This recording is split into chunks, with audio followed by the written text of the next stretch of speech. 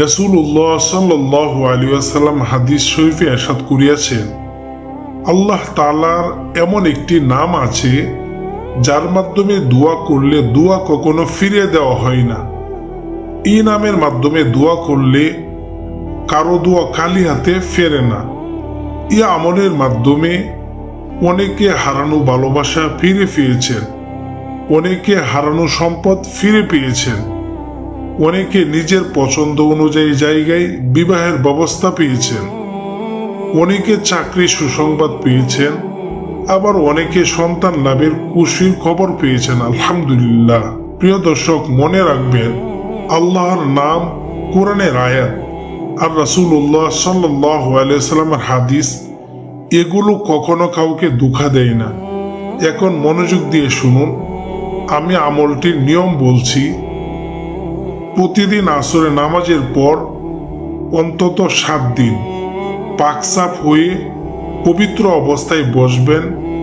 প্রথমে 3 বার পড়বেন বিসমিল্লাহির রহমানির রহিম, বিসমিল্লাহির রহমানির রহিম, বিসমিল্লাহির রহমানির রহিম।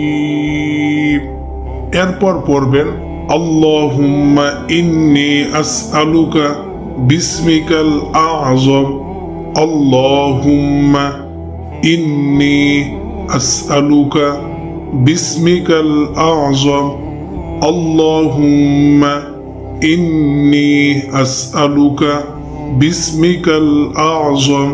এই দোয়াটি গভীর মনোযোগ ও একাগ্রতার সাথে পাঠ করবেন। এরপর যে কোনো দুরূদ শরীফ পাঠ করবেন। দুরূদে ইব্রাহিম হতে পারে অথবা ছোট কোনো দুরূদ যেটা আপনার মুখস্থ আছে। সর্বশেষ 2 হাত তুলে আল্লাহর কাছে নিজের মনের কথা বলবেন, চোখের পানি ফেলবেন, ভাঙ্গা হৃদয় নিয়ে আল্লাহর সামনে দাঁড়াবেন।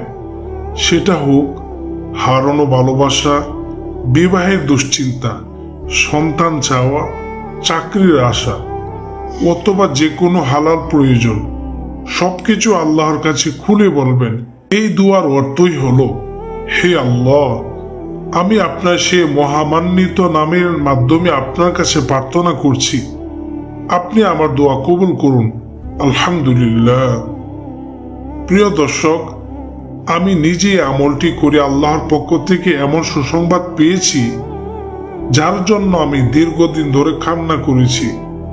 এই জন্য আমি দায়িত্ব মনে করে এই ভিডিওটি শেয়ার করেছি, যাতে আপনার জীবনেও আল্লাহর রহমত নেমে আসে।